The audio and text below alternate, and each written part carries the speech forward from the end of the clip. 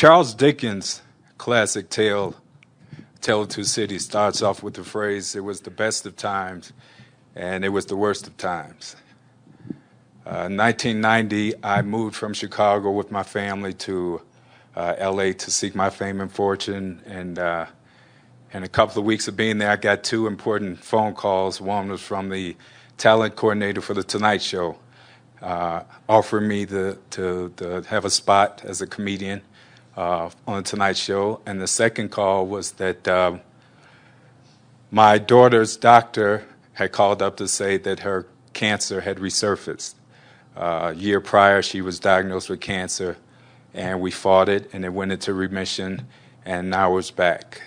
And for that next year, my life was pretty surreal because it's like two different personalities. During the day, in order to keep my daughter at home with me, I would have to learn CPR and how to work a heart monitor and administer medicine, all these technical terms, and take her back and forth, to get her platelets and blood and check up on her. And at night, I would go from club to club with the talent coordinator, and I would work on my set and try to perfect it. And I would meet veterans like George Wallace and Seinfeld and Roseanne.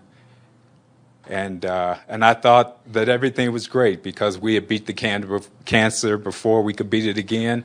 And this was the first time that I was going to be in front of millions of people on The Tonight Show. And the first time on The Tonight Show, I was extremely nervous. All I could think about while I was backstage being introduced was, don't mess up. Just don't mess up. Whatever you do, don't mess up. And the curtains open, and there's 600 people, and the cameras, and Johnny's over there, and the band is over there. And I don't know what I said for the next 6 minutes, but I got 6 applause breaks.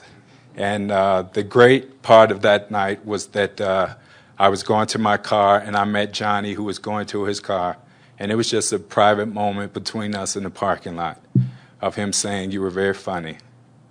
You're extremely funny. Start working on your second Tonight Show, because I want you back." By the time I got the official call for my second Tonight Show, my daughter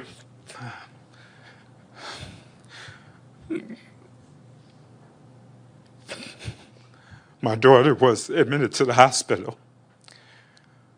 If you don't know about cancer, when it comes back hard. It's like beating up a gangbanger for the first time, and then it's coming back, and he's coming back meaner and stronger, and he's coming with his friends. So in order to compensate for that, you have to raise the chemo, and you have to raise the medicine, and you have to raise the radiation, which is difficult for an adult, but she was only 2.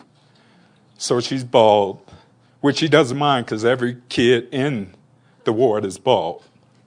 And she thinks this is a part of life. And she can't keep her food down. And you're not prepared for this. There's no books. There's no home ed class to teach you how to deal with this. And you can't go to a therapist because in the black world, a therapist is taboo. It's reserved for rich white people. So you're trying to figure it out. What did I do? Maybe it's something I did. Maybe it's something my wife did. Maybe my doctor diagnosed it erroneously, something. But at night, I still have to be a comic. I have to work on The Tonight Show because that's what I'm going to do. I'm a clown. I'm a clown whose medical bills are raising, who's one step from being evicted, who's one step from getting his car repoed, and I have to come out and make you laugh because no one wants to hear the clown in pain because that's not funny. And my humor is becoming dark, and it's biting, and it's becoming hateful. And the talent coordinator is seeing that there's a problem because the NBC is all about nice and just everything is going to be okay. And we're starting to buck horns because he wants everything light, and I want to be honest and tell life. And I'm hurting, and I want everybody else to hurt. Because somebody is to blame for this. So I buck up, and I suppress my anger, and I form and develop a nice, cute routine for the second Tonight Show. And I get applause breaks, and I get asked to come back for a third time. And I'm perfecting my third set. And the doctor asked me to come in. And I know something's wrong because even the doctor is crying. And doctors don't cry.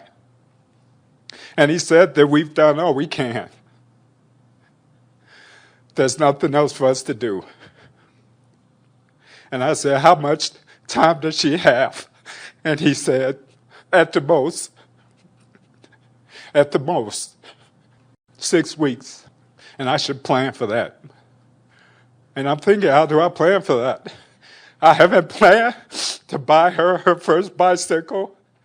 I haven't planned to walk her to school. I haven't planned to take pictures of her on her prom. I haven't planned to walk her down the aisle to get married. How am I going to plan to buy her a dress to be buried in? And I'm trying to keep it together because I'm the man, and I'm the man of the house, and I don't want to cry, but it's coming. And I'm trying to tell myself, Tony, I'm trying to beg the world, just give me a chance. Just give me a chance. Just let me take a breath. Just stop just for a minute. I want to call my parents and tell them, what do I do? I don't know what to do. I'm a grown man, and I don't know what to do. And a voice in me comes up like Denzel from Training Day. Man up, nigga! You think you're the only one losing kids today? 25 kids walked in here with cancer, only 5 walking out. This ain't no sitcom. It don't wrap up all nice and tidy in 30 minutes. This is life. Welcome to the real world. And he was right. So I bucked up because that's what I'm supposed to do.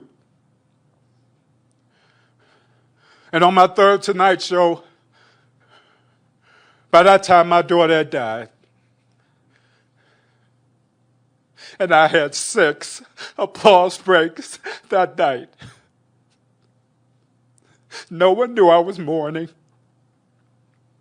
No one knew that I could care less about the Tonight Show or Johnny Carson. In 1990, I had 3 appearances with the legendary Johnny Carson and a total of 14 applause breaks. And I would have given it all if I could just have one more day sharing a bag of French fries with my daughter. It was the best of times. It was the worst of times.